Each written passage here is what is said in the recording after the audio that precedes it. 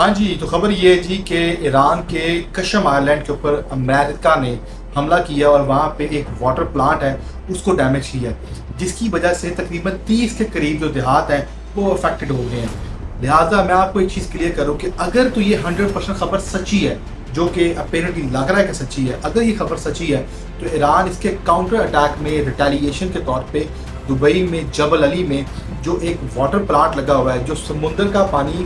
Filter کر کے عام پینے کے پانی کے قابل بنایا جاتا ہے، جس سے تقریباً 80 سے 90% کے قریب دبئی کی آبادی فیضیاب ہوتی ہے۔ اگر ایران نے اس پہ حملہ کیا تو دبئی کا ایک میجر انفراسٹرکچر ڈیمیج ہو جائے گا، اور یہ اس وار کو پرلونگ کرنے کے لیے کافی ہوگا، کیونکہ اب بات عام سٹیزنز کے انفراسٹرکچر پہ آ چکی ہے۔ لہٰذا دعا کرے اللہ آسانی کرے ایران کے لیے، اللہ آسانی کرے مسلمانوں کے لیے، جہاں کہیں بھی وہ